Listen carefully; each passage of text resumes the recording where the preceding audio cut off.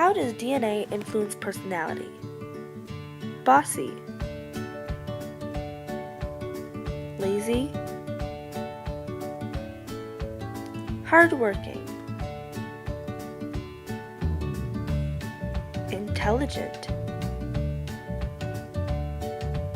unintelligent, artistic, athletic. All of the previous listed traits are called personality traits. Personality traits can be found in anyone and everyone, people across the world, people of all ages, your sister, your mother, your brother, even your old granny. Now take a moment to compare the personality traits of some of your friends and family. They are all so different. In a sense, people are somewhat like snowflakes, seeing that no two people have the same personality. So where does personality come from? In an article written by Michael Wiederman, he states that half of our personality comes from our DNA code and genes, and the other half of our personality comes from the environment in which we are raised in. Of course, this is just one of the many theories of where personality can come from.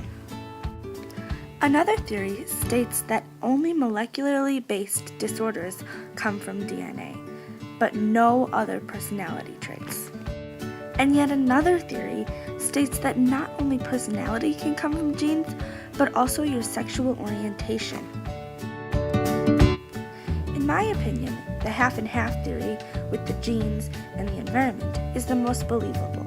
And in order to prove that I am correct, I conducted a little experiment with some of my friends.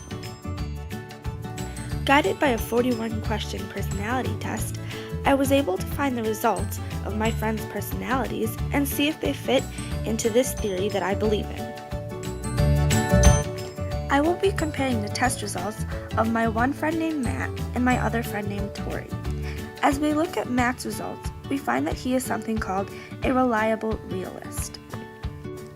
Based off of Matt's answers, the test guesses that he is quiet, serious, hardworking, and responsible. The results were 100% correct. Matt always tries his very best on his schoolwork. He's not distracted by the new introduction of social media. And he is generally very reserved and quiet at school. And then there's Tori. Although Tori and Matt are both good friends of mine, they are extremely different. Tori's results showed that she is an engaged idealist.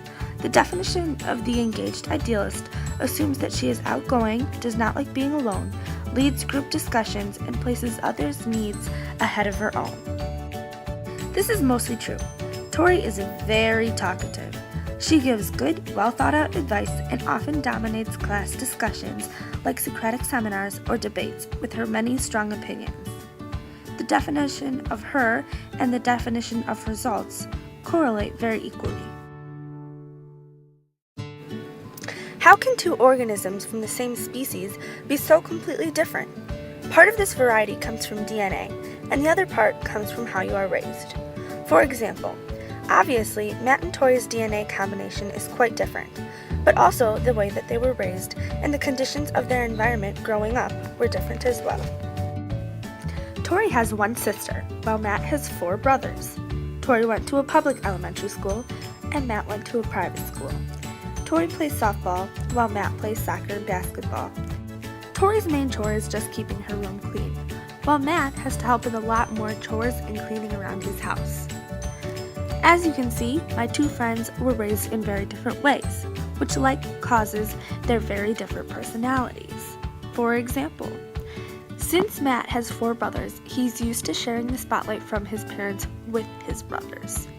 This affects how he acts in big groups. He's okay with being behind the scenes and being quiet, while Tori, on the other hand, is usually the center of attention, or at least pretty talkative in the conversations.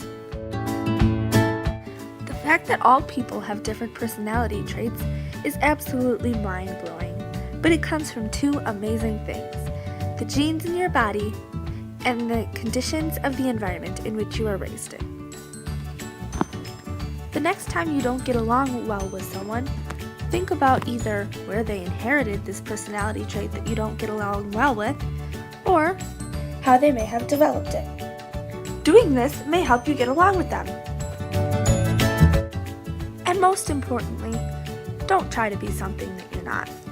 It's scientifically proven everyone is different.